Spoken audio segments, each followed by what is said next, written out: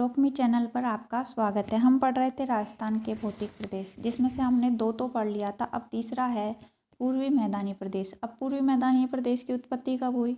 यह हुई नूतन महाकल्प यानी कि नियोजोइक में प्लीस्टोसीन काल के प्रारंभ में इसकी उत्पत्ति हुई। कब हुई? नूतन महाकल्प के प्लीस्टोसीन काल के प्रारंभ में इसकी उत्पत्ति हुई, जो गंगा यमुना नदियों के द्वारा लाई गई जलोढ़क या मृदा, उसके जमाव से इस मैदान की उत्पत्ति हुई। अब इसका विस्तार है, राजस्थान के 23.6% भाग पर इसका विस्तार है, जिसके अंतर्गत 10 जिले आते हैं और इस पर रहने वाली जनसंख्या कितनी है? 39%। कई बार एग्जाम में 40% भी आ जाता है, तो हम 40% कर सकते हैं अगर 39% नहीं दिया गया हो तो। अब इसकी सबसे पहली विशेषता है कि यहाँ पर जलोढ़ मृदा पाई जाती है। अब जलोढ़ मृदा तो पाई जाएगी क्योंकि नदियाँ आती है तो वो अपने साथ जलोढ़ बहा कर लाती है, जिसे काप मृदा भी बोलते हैं, या फिर एल्फी सोल भी बोल सकते हैं, या फिर दोमट भी बोल सकते हैं। अब ये जो जलोढ़ मृदा होती है वो सबसे अधिक उपजाऊ मृदा होती है। अब सबसे अधिक उपजाऊ मृदा है तो यहाँ पर कृषि की संभावना भी सबसे अधिक होगी। कृषि की संभावना सबसे अधिक है तो यहाँ पर जनसंख्या भी सर्वाधिक निवास करेगी, क्योंकि उन्हें रोजगार के अवसर मिलेंगे। अब जनसंख्या अधिक निवास करती है तो ये क्षेत्र हो गया कम और जनसंख्या हो गई ज़्यादा, तो यहाँ पर जनसंख्या घनत्व सबसे अधिक पाया जाता है। अब हम देखेंगे जलोढ़ मृदा को अलग अलग प्रकार में बांटा गया है। जैसे जब नदी अपने साथ जलोढ़ को बहा कर लाती है तो यहाँ पर जब पहाड़ियों के तलहटी में ढाल कम हो जाता है तो वो अपने साथ जो बड़े बड़े कंकड़ पत्थर बहा कर लेके आती है, तो ढाल कम होने की वजह से उनका यहाँ पर जमाव हो जाता है। अब जमाव हो जाने से उस को हम क्या कहेंगे? बांगर नहीं कहेंगे, उसको हम कहेंगे भाबर। ये भाबर है, बांगर नहीं है, भाबर है। ठीक है, तो इसको तो हम कहेंगे भाबर। और जब निम्नतम भाग में जब दलदली मृदा जमा हो जाती है, ये दलदली भाग है, तो उसे हम कहेंगे तराई। और जब प्राचीन जलोढ़ मृदा जमा होती है, प्राचीन जलोढ़ मृदा जहाँ पर नदी का पानी पुनः नहीं जा पाता, वो एक उच्च भाग के रूप में रह जाता है, तो उसे हम कहते हैं बांगर। और बांगर का सबसे अधिक विस्तार पाया जाता है लूनी बेसिन में। और नदी द्वारा जब नवीन जलोढ़ मृदा जमा की जाती है उसे खादर कहते हैं। और इसका विस्तार सबसे अधिक चंबल बेसिन में पाया जाता है। अब देखो, इस मैदान को 3 भागों में बांटा गया है। सबसे पहले है चंबल बेसिन, दूसरा है बनास बाणगंगा बेसिन, तीसरा है माही बेसिन। तो हम देखेंगे सबसे पहले चंबल बेसिन।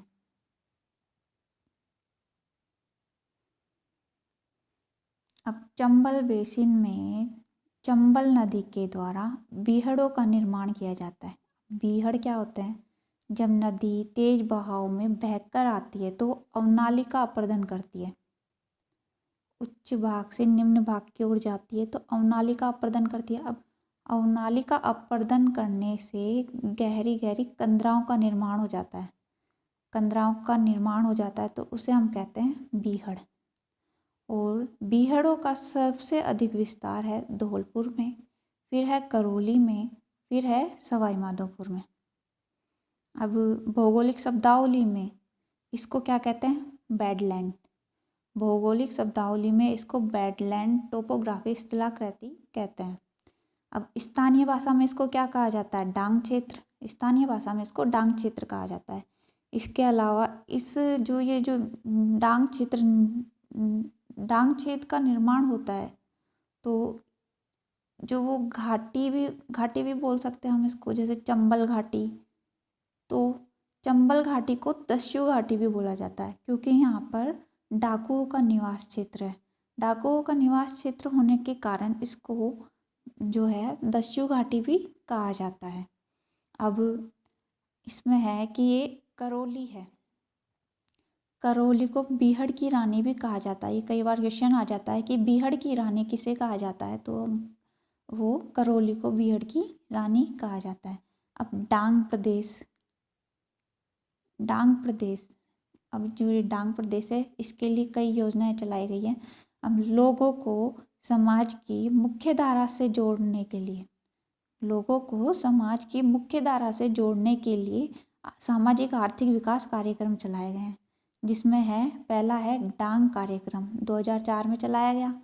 दूसरा है कंदरा क्षेत्र विकास कार्यक्रम, ये 1989 में चलाया गया, जो 8 जिलों में चलाया गया चंबल बेसिन में।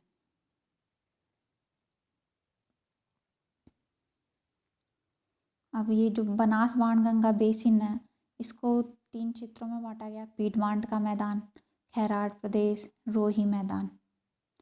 और माई बेसिन को बांटा गया छप्पन का मैदान, कांठल का मैदान, बांगड़ प्रदेश। तो हम देखेंगे कि देवगढ़ राजसमंद से, देवगढ़ राजसमंद से भीलवाड़ा के मध्य, देवगढ़ राजसमंद से भीलवाड़ा के मध्य बनास नदी द्वारा निर्मित मैदान क्या कहलाता है? पीडमांट का मैदान। ठीक है, बनास नदी द्वारा निर्मित मैदान पीडमांट का मैदान कहलाता है। अब एक तो आता है पीडमांट का मैदान स्थित है, हमने पढ़ा था अरावली पर्वतीय प्रदेश में पढ़ा था कि ये पीडमांट का मैदान स्थित है, तब आएगा अरावली पर्वतीय प्रदेश। और पीडमांट का मैदान का संबंध है पूर्वी मैदानी प्रदेश से। जब ऐसे क्वेश्चन आ जाए कि स्थित है तो अरावली पर्वतीय प्रदेश में स्थित है, और इसका पीडमांट के मैदान का संबंध है पूर्वी मैदानी प्रदेश से। माल खैराट या फिर खैराड़, खैराड़ या फिर माल खैराड़, ये कहाँ है? भीलवाड़ा जहाजपुर से टोंक के मध्य निर्मित मैदान को खैराड़ कहा गया है। भीलवाड़ा से टोंक के मध्य निर्मित मैदान को खैराड़ कहा गया है। यहाँ पर खैराड़ी बोली बोली जाती है। सागर से बूंदी के मध्य, सागर कहाँ है? भीलवाड़ा में। सागर से बूंदी के मध्य में खैराड़ी बोली बोली जाती है। मालपुरा करौली बेसिन सबसे अधिक उपजाऊ है। अब रोही का मैदान, रोही के मैदान का विस्तार कहाँ से कहाँ तक है? जयपुर से भरतपुर के मध्य बाणगंगा व यमुना का दोआब जो प्रदेश है, दोआब प्रदेश है, उसको क्या कहते हैं? रोही का मैदान। जयपुर से भरतपुर के मध्य बाणगंगा व यमुना का दोआब प्रदेश रोही का मैदान कहलाता है। अब पढ़ेंगे हम माही बेसिन। बांसवाड़ा से प्रतापगढ़ के मध्य है, बांसवाड़ा से प्रतापगढ़ के मध्य का भाग है छप्पन का मैदान। ठीक है, कांठल का मैदान, प्रतापगढ़ का वह भूभाग जो माही नदी के किनारे पर स्थित है। प्रतापगढ़ का वह भूभाग जो माही नदी के किनारे पर स्थित है वो कांठल का मैदान कहलाता है। बांगड़, वो था बांगर, ये है बांगड़। डूंगरपुर व बांसवाड़ा के मध्य विच्छेदित भूभाग, विच्छेदित उच्च भूभाग पाया जाता है, जो उच्च प्रदेश पाया जाता है उसको बांगड़ कहते हैं। मेवल, डूंगरपुर व बांसवाड़ा के मध्य मैदानी भाग होता है उसको मेवल कहा गया है।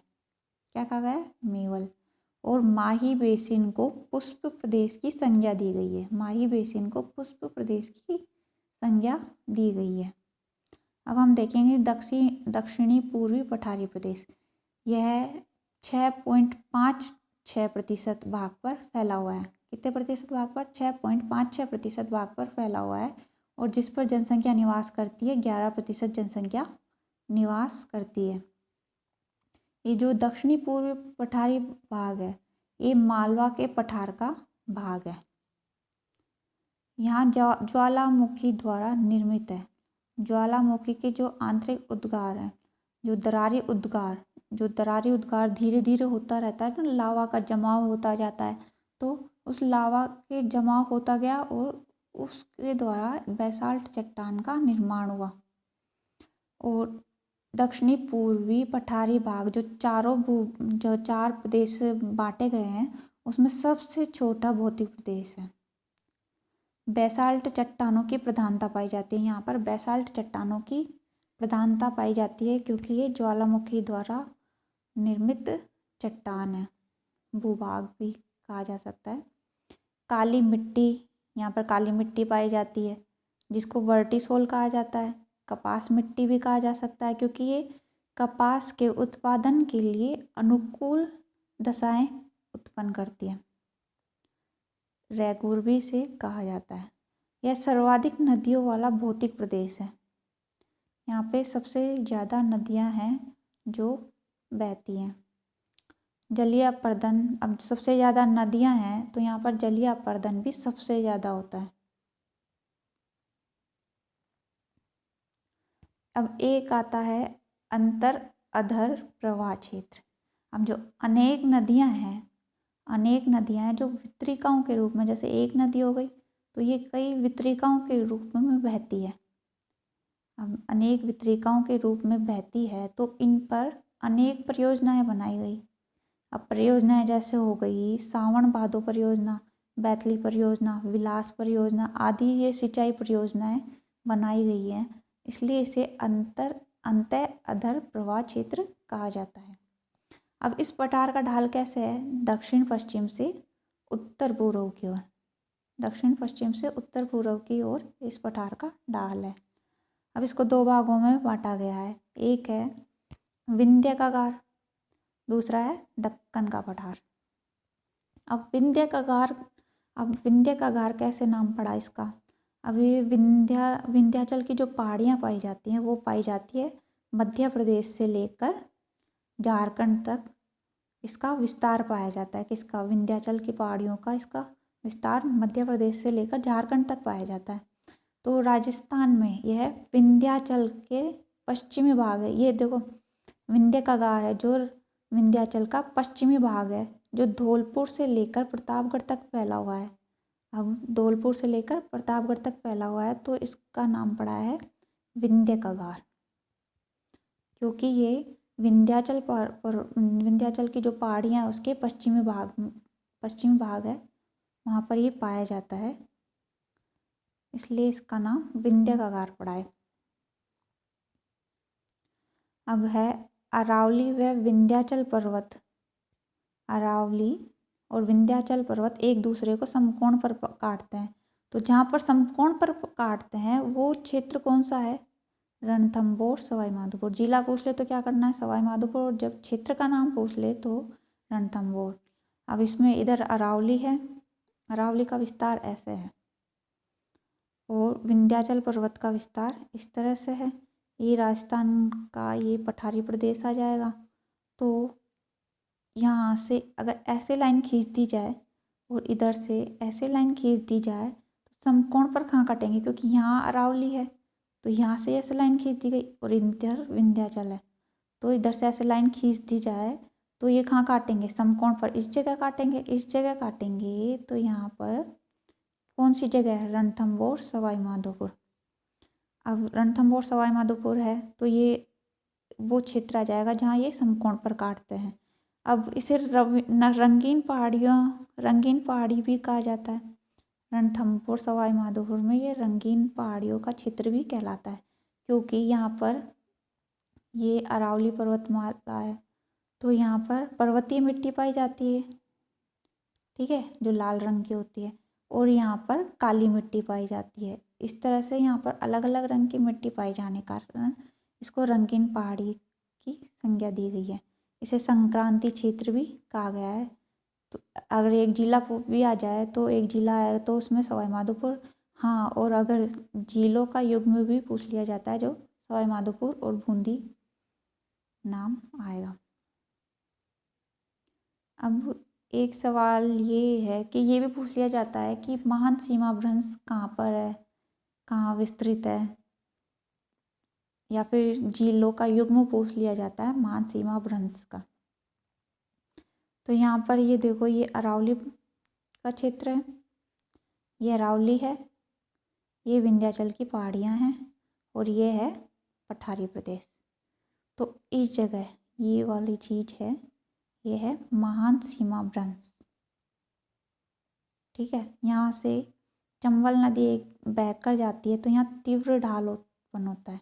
तीव्र ढाल उत्पन्न होने के कारण ये यहाँ पर कटाव हो जाता है, जिसके कारण महान सीमा भ्रंश का निर्माण होता है।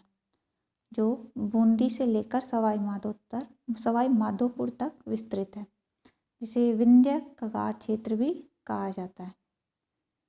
अब बूंदी व मुकुंदरा की पहाड़ियाँ अर्धचंद्राकार रूप में पाई जाती हैं।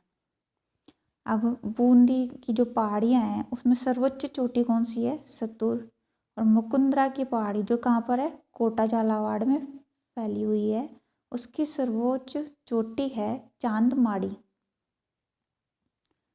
ठीक है। 12, अब एक ये पॉइंट नोट कर लीजिए, 12 में घोड़े के नाल की आकृति की पहाड़ियाँ पाई जाती हैं। घोड़े के नाल की आकृति की इस तरह की पहाड़ियाँ पाई जाती हैं, जिसे रामगढ़ की पहाड़ियाँ बोला जाता है। यहाँ पर पहला जियो हेरिटेज बना है। क्या बना है? पहला जीरो हेरिटेज। और किस कारण से बना है?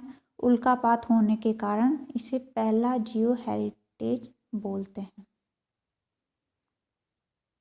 ठीक है।